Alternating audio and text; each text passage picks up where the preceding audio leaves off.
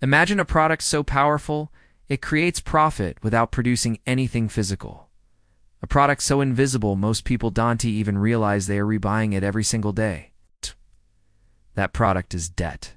Debt has been engineered to become the most profitable invention in human history.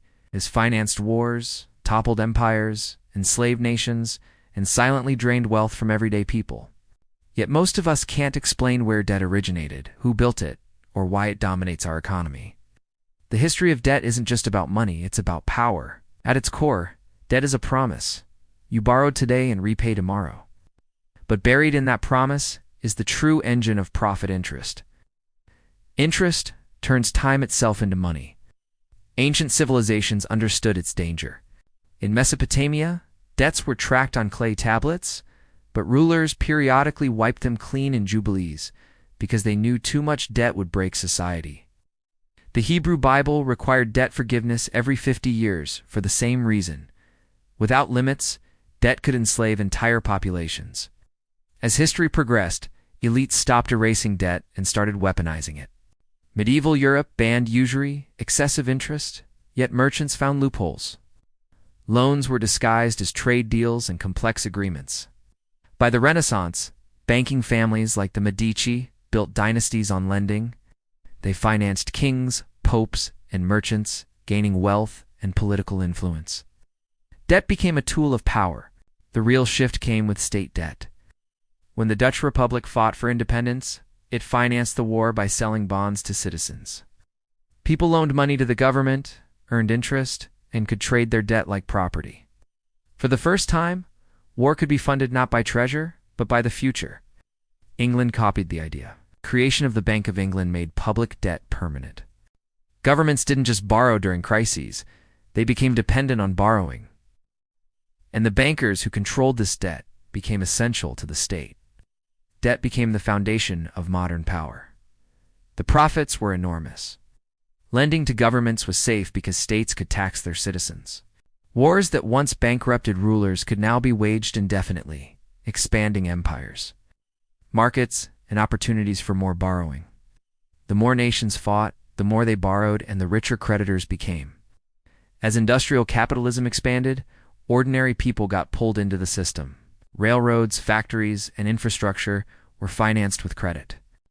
Workers earned wages from businesses built on debt, then borrowed to buy homes, tools, and eventually consumer products. Debt saturated everyday life. By the 20th century, debt was marketed directly to the public. Mortgages, auto loans, credit cards, and student loans normalized borrowing as a lifestyle. Banks realized debt didn't just create profit once. It created endless streams of interest, transferring wealth from the many to the few. What began as a promise became a trap. Debt became the greatest business model ever created. It required no factories, no resources, no physical product. It turned future time into money. Dutch merchants, British bankers, and Wall Street financiers understood this early and constructed a system designed not just to manage debt, but to multiply it forever. After World War II, the system went global. The IMF and World Bank began lending to nations, but behind their mission was a simple strategy: debt as discipline. Countries could borrow, but only under strict conditions. Debt became leverage. Nations with too much of it lost autonomy. At the same time, banks targeted households. The mortgage became the core of middle-class identity. Credit cards turned everyday spending into profit. Growth could continue even when wages stagnated, powered by debt instead of income. The economy didn't need factories, just signatures, but the system became addicted to expansion. Banks didn't want loans repaid quickly. They wanted them refinanced, extended, and renewed. Governments discovered that borrowing was easier than raising taxes. Central banks ensured there was always enough credit. Debt became permanent architecture. By the late 20th century, financial institutions found ways to package and sell debt itself. Mortgages, loans, and bonds were bundled and traded on global markets. Credit became the raw material of finance. Risk wasn't reduced, it was hidden. When it exploded in 2008, the system collapsed. Who was rescued? Not families, but the institutions that caused the disaster. The system revealed its priority: protect creditors first. And instead of reducing debt, Governments and central banks responded by creating more of it. Cheap money and low interest rates supercharged the addiction. Today, global debt exceeds $300 trillion, more than 3 times the world's economic output. Never before has humanity owed so much to so few. Politicians brag about GDP growth, even though much of it is borrowed from the future.